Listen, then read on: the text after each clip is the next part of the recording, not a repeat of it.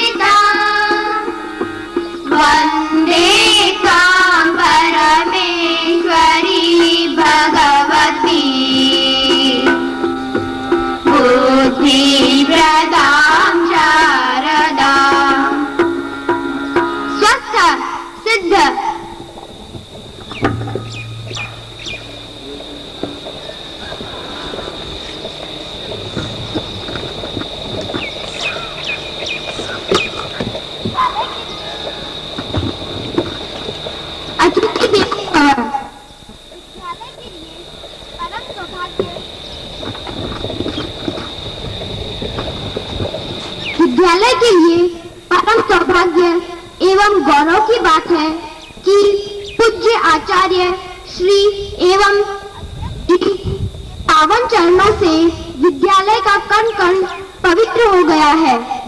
हम विद्यालय परिवार के सभी सदस्य आपका हृदय से भावपूर्ण स्वागत करते हैं। साथ ही बाहर से पधारे सभी अतिथियों का भी विद्यालय में स्वागत करते हैं। अभिनंदन है। अतिथियों के स्वागत हेतु मैं श्री कन्हैया लाल जी धाकड़, विद्यालय प्रबंध समिति की मंत्री श्री अमरचंद जी न्याती, अध्यक्ष शंकर लाल जी तोषनीवाल से अनुरोध करती हूँ कि अतिथियों का तिलक लगाकर व श्रीफल भेंट कर स्वागत करें।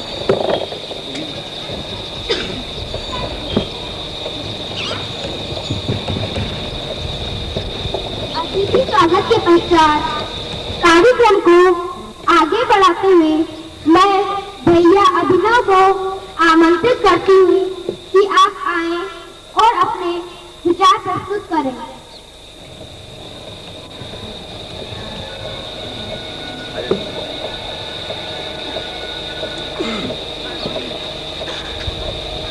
आदरणीय अतिथि महोदय जी, प्रधानाचार्य जी, गुरुजी दीदी जी एवं मेरे बैठे हुए कार्य सर्वभूतेषु मात्र रूपेण संस्थिता नमस्तस्ये नमस्तस्ये नमस्तस्ये नमो नमः। समुद्र वसना वसुंधरा हिमाच्छादित उन्तु नव शिरोमणि शोभित अनेकानेक नदियों से पोषित व पुष्ट अन्नपूर्णा अन्नदा प्रभात यामी सामदसी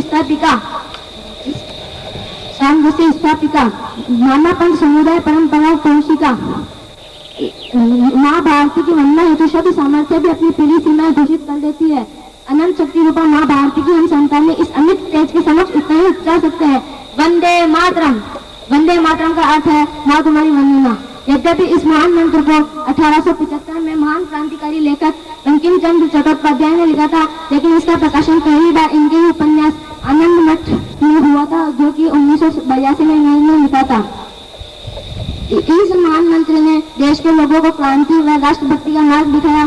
कुछ लोगों ने इस मंत्र के पूरा देश वंदे मातरम के नारों से गूंजने लगा। कुछ लोग वंदे मातरम के उद्घोषों के साथ अपने प्राणों की कुर्बानी दे दी। इस मंत्र के तेज एवं पराक्रम ने ब्रिटिश सत्ता व ब्रिटिश पराधीनता को जलाकर राख कर दिया था। वह आज हाल ही में बीबीसी ने अपने 70वीं वर्षगांठ सन 2002 में विश्व के 10 शीर्ष लोकगीतों के लिए 155 देशों में इंटरनेट की सहायता से एक सर्वे कराया।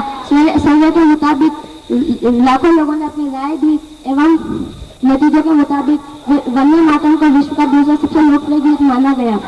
इस गीत में विश्व भर में सबने इसको लोकप्रिय माना। और आज विधान की बात यह है कि सरकार को आज वंदे मातरम स्वर्ण जयंती के उपलक्ष्य में आदेश निकलवाने की आवश्यकता बढ़ रही है। एवं दुर्भाग्य की बात यह है कि आज सैनिकों स्वाधीनता मुस्लिमों का तुष्टीकरण कर रहे हैं। हिंदू मुस्लिमों को लड़ाना चाहते हैं एवं वे वंदे मातरम का सर्वत्र विरोध कर रहे हैं। इस मंत्र में जिस माँ का वर्णन किया गया है वह भारत के हर हिंदू, हर मुस्लिम व हर ईसाई की माँ है। वह बिना किसी भेदभाव के इन सबको रोटी, कपड़ा, अनाज इत्यादि देती है। इस महान मंत्र को प्रत्येक विद्यालय तथा महाविद्यालय में बुलाया जाए ताकि कल के भविष्य के जो बच्चे हैं उनमें ईमानदारी, देशभक्ति जैसे गुण विकसित हो सके तथा वे आगे की ओर प्रगति कर सके। खंजीरे कातिल भले ही कत्ल कर देना तू हमें, चीख भी निकलेगी तो निकलेगा वंदे मातरम। और कुछ मुंह से कुछ बोले तो दूध मुंह बच्चे भी बोलेंगे शब्द वंदे मातरम, वंदे मातरम। उसमें कोई त्रुटि हो तो क्षमा करें। भारत की एकता, अखंडता, आध्यात्मिक महत्ता, श्रेष्ठता, सामाजिक समरसता और एकात्मता को चिरस्थायी बनाए रखने के लिए अनेक अपना संपूर्ण जीवन लगा देने वाले अनेक महान पुरुष हुए हैं। आज राष्ट्र का दुर्भाग्य कहें या सौभाग्य है, अनेक व्यक्ति भारत माता की संतान होने के नाते विभिन्न विचारधारा रखने वाले व्यक्तियों को संगठित करने में लगे हुए हैं। अनेक बड़े बड़े पुरुष जिन्होंने मानवता के परम श्रेष्ठ संदेश को अपने सम्मुख रखकर परस्पर संघर्ष में लगे हुए लोग।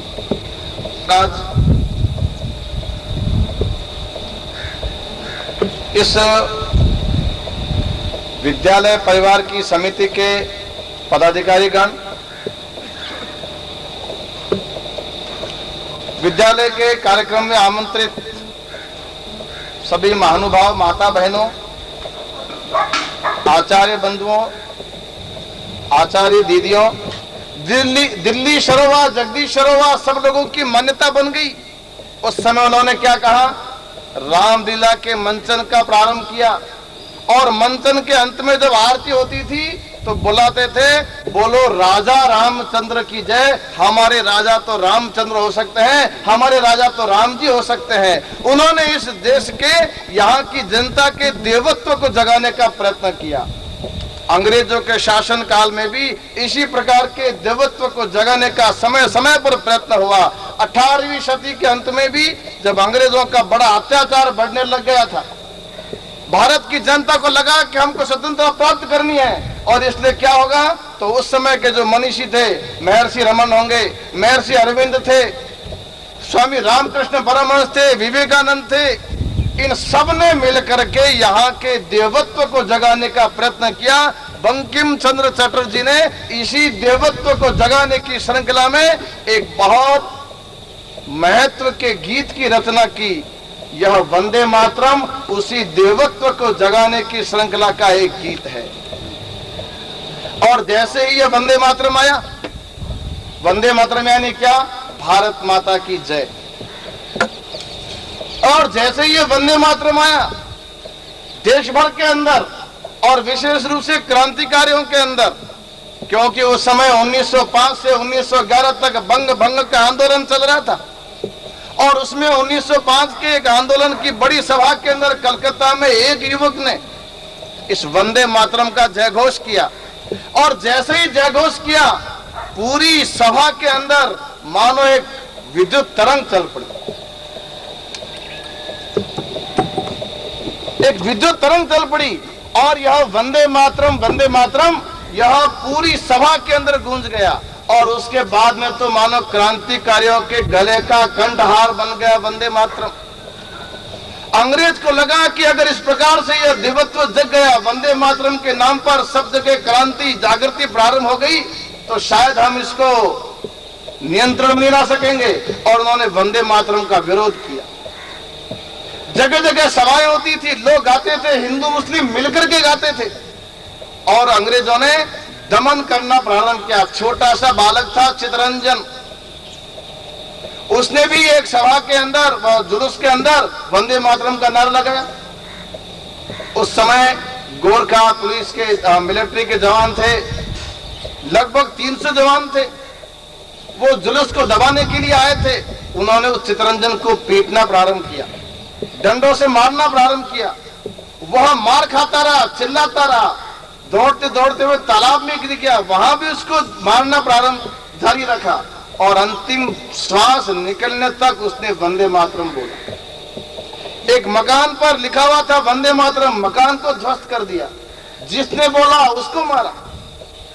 अंग्रेज को लगा कि देवत्व को दबाने का एकमात्र तरीका है इस वंदे मातरम को न गाने दिया जाए।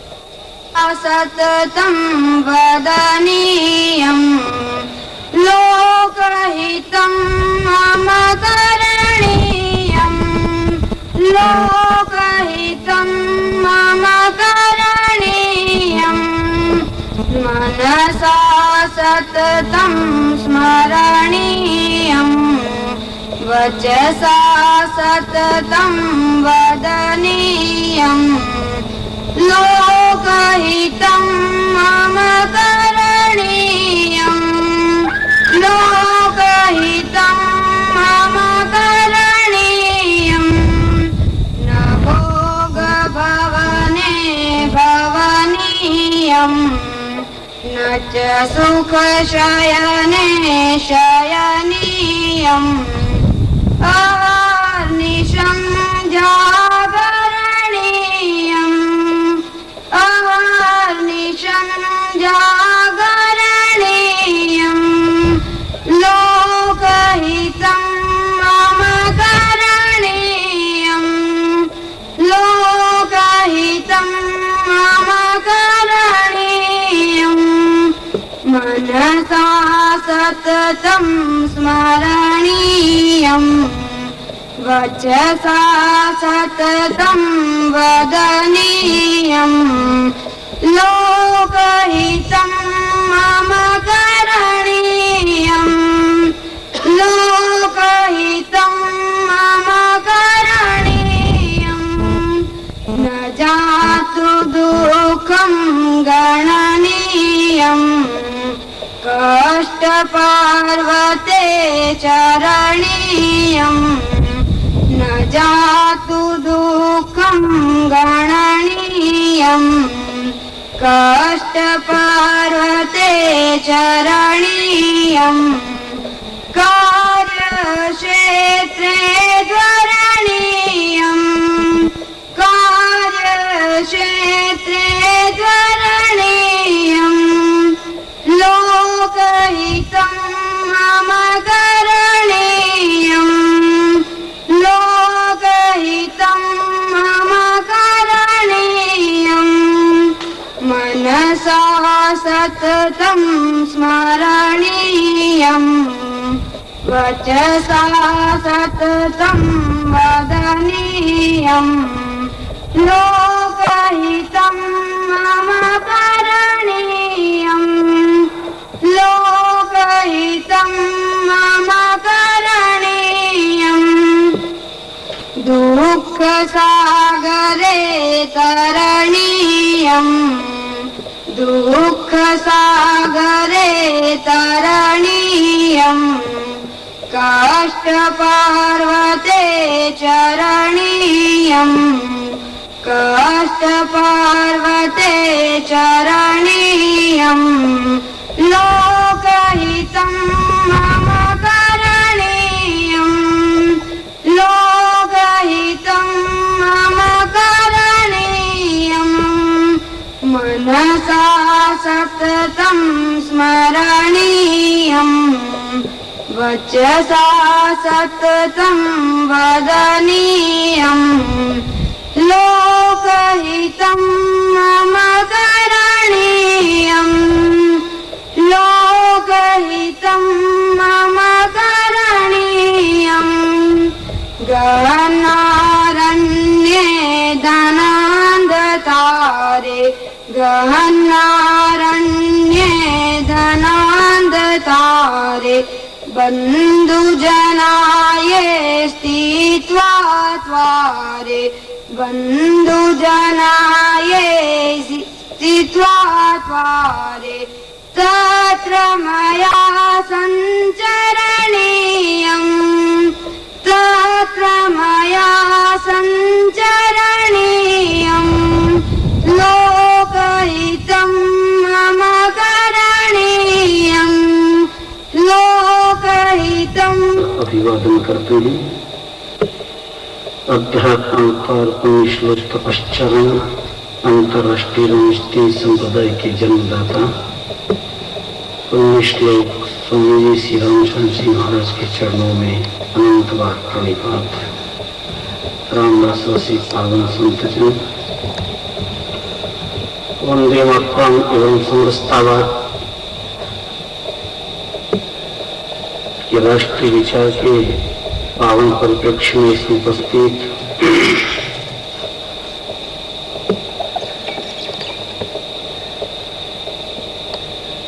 राष्ट्र धर्म से निश्चित वाणी से जिन्होंने संबोधित किया प्रवासी द्वारका जी, चेयरमैन जुड़े डॉक्टर लब्ध प्रतिष्ठित जन,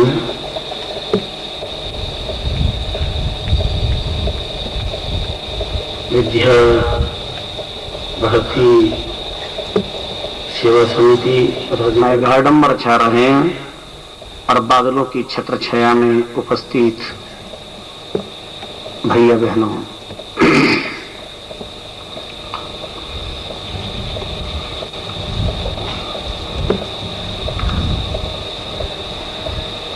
भाई अभिनव से ही आज का कार्यक्रम प्रारंभ हुआ। वंदे मातरम के संबंध में अपने विचार आगे बढ़ते रहे और समझता का प्रसादन भी हुआ और दोनों ही विषयों पर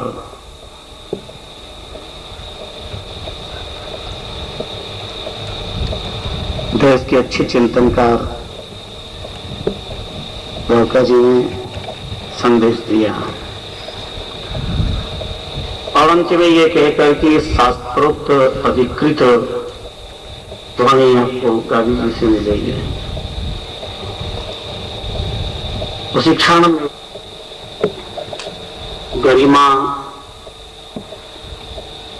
पद व्यक्ति आदि के सम्मानार्थ बहुत व्यवस्था की शब्द होते हैं कि सूर्य के सामने दीपक का क्या औचित्य है अथवा सूरज को दीपक क्या दिखाना। किंतु प्रत्युत्तर में मेरे अंतर्मन से यही भाव प्रस्तुत होते हैं कि दीपक से ही सूर्य की पूजा होती है। इसका अभिप्राय है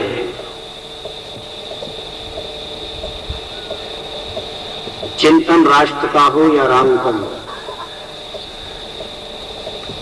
मीमांसा वंदे मातरम की हो या समरसतावाद की, जो भी दिल दिमाग और दृष्टि स्वाध्याय के सरोवर में और समरसतावाद का विलक्षणवाद वाणी पर सहज प्रस्तुत होता है और समाज के लिए वह राष्ट्र का प्रसाद बनता है।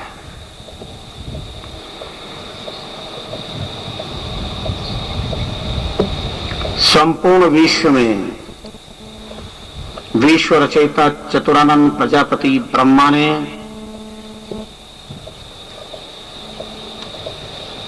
एक 1000 वर्ष की तपस्या के प्रताप से, ब्रह्मा की अवधि के अनुसार 1000 वर्ष की तपस्या के प्रताप से भारत भूमि का निर्माण किया है। यही कारण है कि प्रवक्ता इसे मानव की कृति नहीं, यह देव कृति है और वेद संस्कृति का संगम इस पर है। पूरे विश्व में वेदों का राष्ट्र एकमात्र भारत राष्ट्र है और वेद मंत्र दृष्टा ऋषियों की अंतर तपसाधना है। और जो धरती, जो भारत भूमि वेदों के नाम से प्रख्यात है, वो भारत की भूमि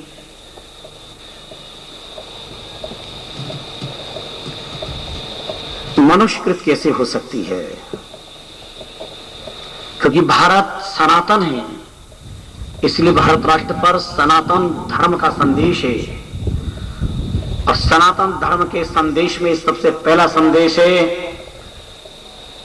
कि धरती पर जन्म लेने वाला, चाहे पशु हो, पक्षी हो, मानव हो, किसी जाति समाज का हो, सबसे पहले इस धरती का ऋणी है और उसे धरती पर ही जन्म लेना पड़ता है। इसलिए धरती को वंदन करने का कर्तव्य नहीं, धर्म भी प्रत्येक भारतवासी का है। और किसी भी जाति में जन्म क्यों ना हो, पर जन्म धरती पर है, भारत की भूमि पर है। वंदे मातरम से वर्ग विशेष को एलर्जी क्यों? पर क्या एलर्जी वंदे मातरम की है अथवा कोई और इसके अंदर सड़ांध है, कोई दुर्गंध है? इसका चिंतन भी समाज के बीच आना चाहिए। ये मेरी संस्कृति की विराट पर बौखलाए हुए व्यक्तियों का मात्र अज्ञान जन्य वो विचारधारा है, अंधकार में। और तभी तक जब तक वंदे मातरम का सूर्य दिवाकर उदय नहीं होता, जब उदय हो ही चुका है तो अंधकार भला कैसा रह सकता है? रात का अंधेरा कब तक टिकता है? जब तक सूर्योदय नहीं होता। अब पूरे विश्व, पूरे देश में, पूरे भारत राष्ट्र में वंदे मातरम का मातंड उदय हो चुका है। उल्लू की आंख, विद्यार्थी बोलो, बंद हो जाती है। जब सूर्योदय होता है तब उल्लू की आंख, इसलिए उल्लू को सूर्य से एलर्जी है, नफरत है। और लोग हमेशा सूर्य के प्रति विश्वास नहीं रखते, सूर्य के बारे में नहीं, कुछ नहीं, क्या होता है सूर्य? पहले सूर्य होता है तो आंख बंद कर लेते, वो देखते ही नहीं। मेरे वंदे मातरम का राष्ट्र धर्म और राष्ट्र अर्चना का विषय भी वही है। ये तो प्राण प्राण के अंदर समाया हुआ है। भारत की धरती में जन्मे सबके रोम रोम के अंदर ये बह रहा है। एक और हम जहां समरसतावाद का बिगुल बजा रहे हैं, वह हमारी वंदे मातरम के साथ नफरतें, दिल दिमाग और दृष्टि, मुझे लगता है कि अपने हनन करने की तैयारी कर रहे हैं। हम भारत की भूमि को प्रणाम नहीं करेंगे तो कैसे प्रणाम करेंगे? अरे आकाश के सगर्भ धरती से कहा कि इंसान के पैरों के नीचे रहती है, मैं इंसान के सर पर रहता हूं। आकाश बोला। कौन बोला? किससे बोला? धरती से। आकाश का गर्व सीना तान के बोला धरती से। और धरती तो इंसान के पैरों के नीचे रहती है और मैं इंसान के मस्तक पर रहता हूं। और धरती की समरसता, धरती का अंतर विराट हृदय, धरती की गंभीरता कितनी व्यापक। धरती ने मुस्कुरा करके कहा, आकाश ठीक कहते हो तुम, कि तुम इंसान के सर पर रहते हो और मैं इंसान के पैरों के नीचे, लेकिन पूरी धरती का मानव माता मुझे कहता है, मां मुझे कहकर के पुकारता है। आकाश को तो मां नहीं कहते, सबके माथे पर है, फिर भी मां नहीं कहते, लेकिन धरती को मां कहकर के पुकारता है। कौन इस मां का ऋणी नहीं है? कौन इस मां को प्रणाम नहीं करना चाहता? और मां को प्रणाम नहीं करना चाहता, वो मां का बेटा कैसे हो सकता है? मां का वो कपूत गद्दार है, मां ने कैसे जन्म दे दिया है, और जन्म देकर वे अपने कर्तव्य धर्म को तिलांजलि दे रहा है, तो उसका परिणाम तो उसे ही भुगतना पड़ेगा। मां तो महान, मां के हृदय की विशालता का हम वर्णन नहीं कर सकते। मां तो सहनशीलता का नाम है। अकबर बिरबल जा रहे थे, भाई बहनों ध्यान दो, इधर आगे पीछे मत देखो, अभी सीरियल इधर चल रही है, मेरी तरफ देखो। जैसे तुम्हारे घर में जब सीरियल चलती है तुम इधर उधर नहीं देखते, कहां देखते हो? टीवी के पर्दे पर। इसलिए दृष्टि दिल और दिमाग में चाहता हूं, अभी मेरा अधिकार है, ये अधिकार मुझे दिया है इस विद्यालय के परिवार ने या के भाई बहनों ने, इसलिए मेरे अधिकार पर आप लोग अतिक्रमण न करें, अपना कब्जा न करें। तो इधर ध्यान चाहूंगा, अकबर बिरबल जा रहे थे और एक जगह बिरबल ने जाके प्रणाम किया।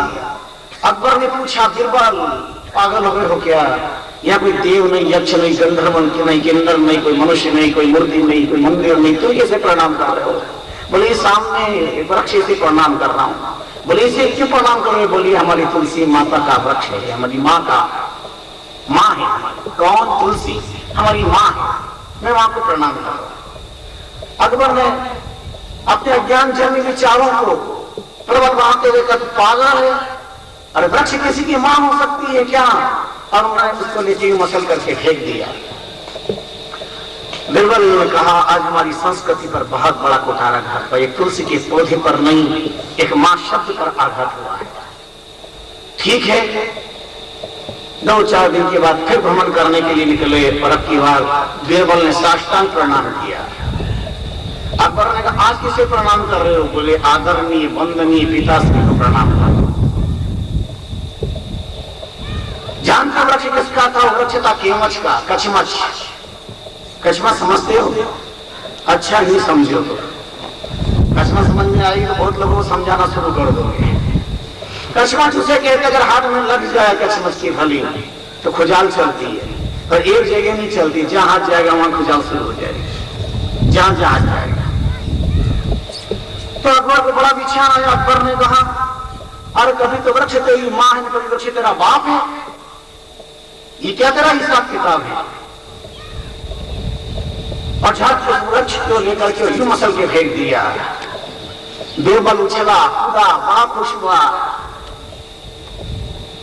अकबर यूं लेकर के मसला और बिरबल बड़ा खुश हुआ। और बिरबल के अंदर से एक आवाज निकली, वंदे मातरम। बिरबल के अंदर एक आवाज निकली, वंदे मातरम। और अकबर का ये क्या मामला है? और थोड़ी देर में इधर इधर इधर इधर इधर जहां जहां हट गए, खास खास खास, बिरबल बिरबल बिरबल बिरबल बिरबल, बच्चा ये क्या हो गया? बिरबल ये क्या हो गया? बिरबल ने कहा, कुछ नहीं हुआ, तुमने मेरी माँ को सताया, माँ तो महान है, सब दुख सहन कर लेती है, पर मेरा बाप तुम्हें कभी माफ नहीं करेगा। और मेरा सनातन धर्म ऐसा बाप है जो मां धरती के साथ अन्याय करेगा, वंदे मातरम नहीं कहेगा, उसका हिसाब किताब मेरा भारत का धर्म चुका देगा, संस्कृति चुका देगा। ये धर्म महान, इसलिए भारत में रहना होगा तो वंदे मातरम, तुम तो बोलो जोर से, भारत में रहना होगा, भारत की धरती में अगर रहना है तो वंदे मातरम कहना। हम भारत को महान नहीं मानेंगे, भारत की भूमि को प्रणाम नहीं करेंगे, भारत की पूजा नहीं करेंगे। जिस माटी में पैदा हुए हैं, जिस माटी ने धैर्य दिया है, जिस माटी की कृति हम संस्कृति है, जिस माटी ने विकृति को निकाल फेंकने की ताकत दी है,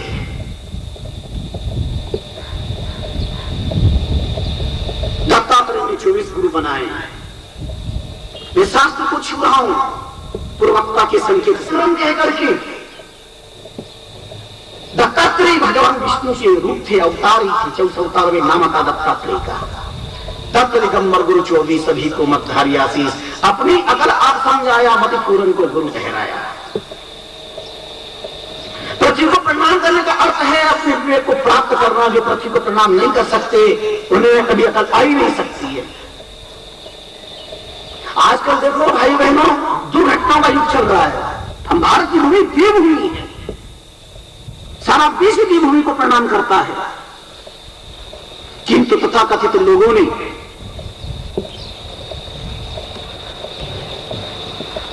विवादों का दावानल यूं पैदा किया, यूं शुरू गई आग।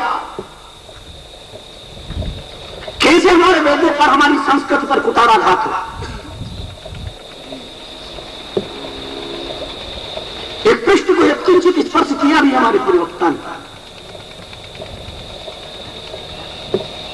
मोहम्मद अली का नाम लेके जिन्ना को अलग रखा, पर मैं कहना चाहता हूं कि जिन्ना का क्या जादू था जो ये कहा करते थे कि मेरे सीने के टुकड़े हो जाएंगे पर महात्मा के टुकड़े नहीं होने देंगे। एक रात में क्या जिन्ना ने जादू कर दिया। ये तुष्टिकरण का जन्म किसने दिया? कहां से प्रारंभ में तुष्टिकरण नीति? परतंत्रता की बेड़ियों में जगा हुआ भारत जब करा रहा था, तब संप्रदायवाद से अलग हट करके राष्ट्रवाद की उपासना सबके अंतस्थल में थी।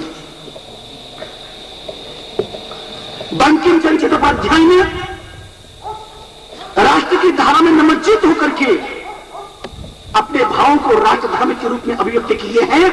और ये वंदे मातरम गीत राष्ट्रगीता का वो महाकाव्य है, दर्द हिमालय से प्रस्फुटित हुआ है। इस हिमालय से गंगा निकलनी चाहिए।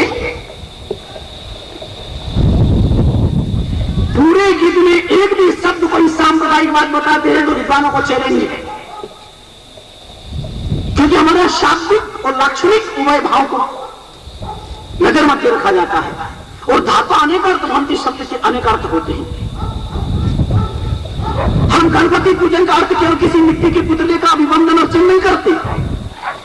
हमारी गणेश वंदना, हमारी गणेश पूजा गकारश्च ज्ञान वाचको लकारश्च निर्वाण वाचक तयोनिशम परम ब्रह्म श्री गणेशम प्रणमाम्यहम के रूप में है। मां का बेटा है गणेश, और मां को आवश्यकता पड़ी जब मेरा पूरा देश ज्ञान निर्माण से दूर हो रहा था, तब उन्होंने एक संकल्प की रचना करके उसका नाम गणेश रखा और पहरेदार बनाए। अपने बेटे को अपने कमरे का, अपने मकान का कौन पहरेदार बनाता है? मुझे बताओ कोई इतिहास का कोई पन्ना। पर एक मां ने पूरी राष्ट्र की रक्षा संरक्षा के लिए एक स्वरूप सामने रखा और कहा ज्ञान निर्माण से अगर संघर्ष स्वयं भूमि का ऋणी भारत में रहने वाला हर व्यक्ति है, और इस्लाम ज्यादा ऋणी है, क्योंकि हमारी हिंदू संस्कृति में जन्म लेने के बाद जब तक जिंदा रहता धरती मां सहन करती है, हर चीज उसे अपनी छाती पर रखती है। उसके मरने की वास्ता में संस्कार हो जाता, पर इस्लाम में कोई संस्कार नहीं होता। इस्लाम अपनी आंखें खोले, अपनी संस्कार नहीं होता है, वहां दफनाया जाता है। और इसका अर्थ होता है कि इस्लाम के अंदर जन्म देने वाली इस्लाम। आज दिन कहीं कोई बात होती सीधा हमला संकर होता है, जबकि सारा समाज न जाने कहां कहां लोग गुलाब जामुन खाने पहुंचे। तेरे गालियां, डंडे, बरसात, तूफान, परेशानी के लिए संत हमेशा आगे रहता है। चाहे बाढ़, भूकंप की त्रासदी हो, बाढ़ग्रस्त इलाका हो, सर्वाधिक ध्वजानुरागी सच्चे राष्ट्र धर्म के वक्त समर्पित होते हैं। संत बन जाने के इल्जाम लगाए, समय पर कितने आरोप प्रत्यारोप लगाए गए, लेकिन जिसमें किसी की परवाह नहीं होती। ईसाई मुस्लिम के खिलाफ कि मेरे देश के अंदर वैदिक संस्कृति स्थापना हो, इसलिए वेद प्रतिपादित विद्या निकेतन है। वेद प्रतिपादित है, यह वैदिक संस्कार दिए जाते हैं। पृथ्वी मेरी माता है, उसका पुत्र वेद मंत्र कहते हैं। मैं पृथ्वी माता का बेटा हूं। इतना विराट ज्ञान दिया जाता है विद्या निकेतन से, केवल मैं अपनी मां का बेटा नहीं, मां तो निमित्त है, पर मैं धरती मां का बेटा हूं। अर्थात विद्या निकेतन का अर्थ है कि कोई किसी की जन्म से पैदा हुआ होगा, लेकिन धरती माता का बेटा यहां तैयार होता है, यहां संस्कारित होता है। मैं तो चाहता हूं विद्या निकेतन के बच्चे आगे बढ़े, समय जल्दी कर रहे, और भारत के सिंहासन पर विद्या निकेतन का पड़ा हुआ बालक भारत के सिंहासन पर हो, असुर हो, न कि किसी कॉन्वेंट विद्यालय की विद्या करने वाला। हमारी संस्कृति अच्छा तभी हो सकेगी जिन्होंने वेदों का स्वाध्याय नहीं किया, जिन्होंने संस्कृति को समझा नहीं, तुष्टि नीति को ही जो सब कुछ ये वही लोग करते हैं जो सत्ता की ऊंचाई को अपनी ऊंचाई मानते हैं। सचमुच जिन्होंने सत्य को छू लिया है वो सत्ता की ऊंचाई के मोहताज नहीं होते। तो आइए, दुख दर्द का भाव कोई पूरा शरीर जख्मी, दर्द बेचारा परेशान है, कहां से उठूं। चंद्रशेखर आजाद, भगत सिंह, राम प्रसाद बिस्मिल, बटकेश्वर दत्त, राजगुरु हंसते हंसते फांसी के तख्ते पर लटक गए और लटकते लटकते मुस्कुराते मुस्कुराते वंदे मातरम कह करके और मां के लिए समर्पित हो गए। क्या उनका बलिदानी रक्त क्योंकि कीमत चुका सकता है? क्या तथाकथित कुछ लोगों की कहने से वंदे मातरम हमारा हो जाएगा क्या?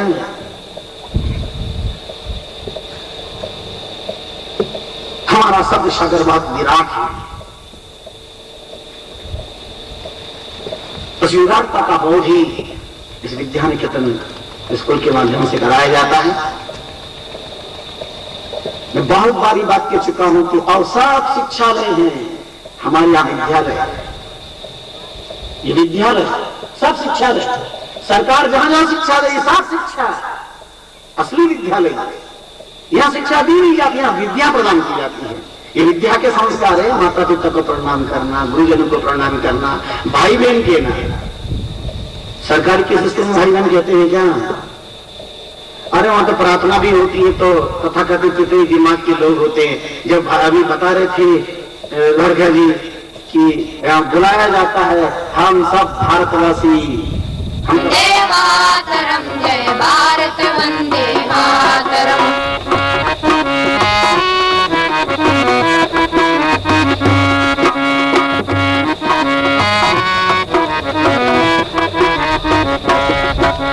मस्तक पर हिमराज विराजित उन्नत माता माता का, मस्तक पर हिमराज विराजित उन्नत माता माता का, चरण दो रहा विशाल सागर देश यही सुंदरता का, हरियाली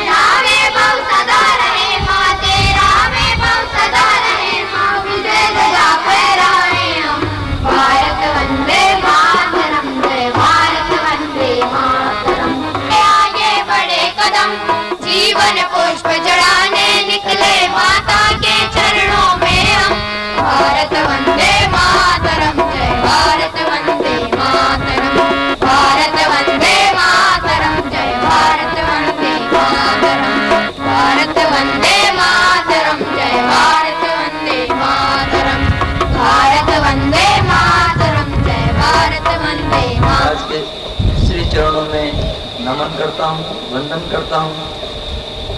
कार्यक्रम के अध्यक्ष राष्ट्रीय स्वयंसेवक संघ के चित्तौड़ प्रांत के प्रांत प्रचारक दुर्गादास जी भाई साहब का सादर अभिनंदन करता हूँ।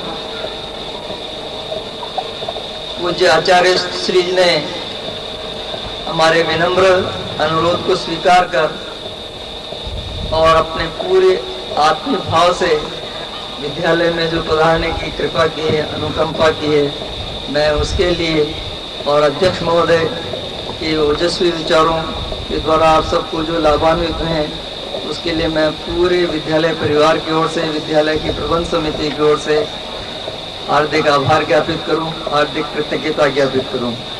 ये हमारे लिए परम सौभाग्य की बात है कि इस विद्यालय का जो हमने शुभारंभ किया था, विद्यालय की लगभग प्लांट लेवल तक ही ये बन पाया था कि कुछ बैठ नहीं रहा था कि कैसे आगे ये काम बढ़ेगा, आगे विद्यालय भवन का कैसे निर्माण होगा।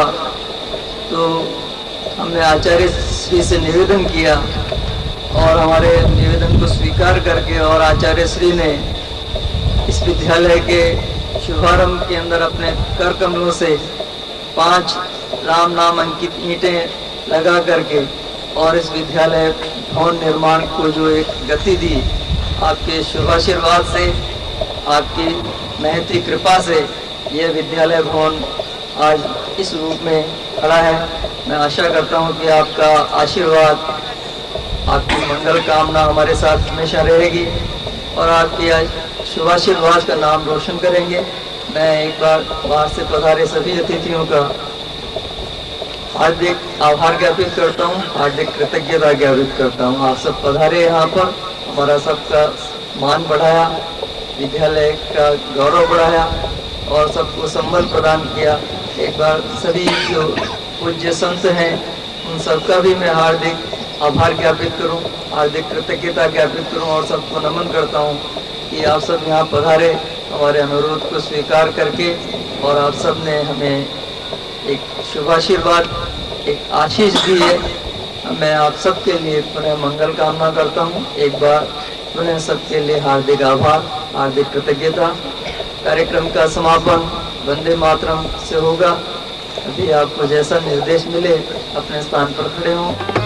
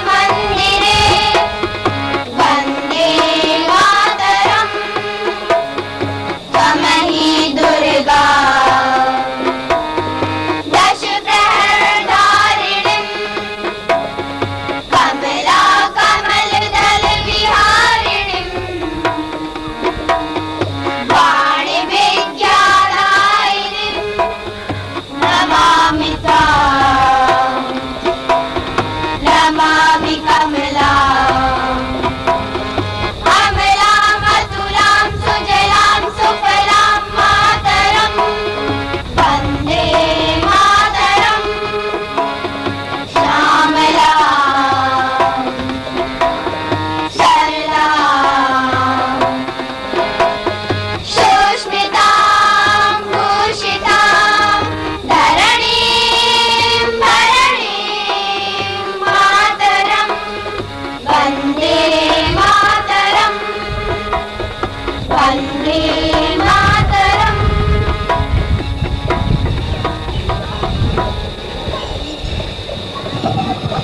हाँ रामा ऊपर उसे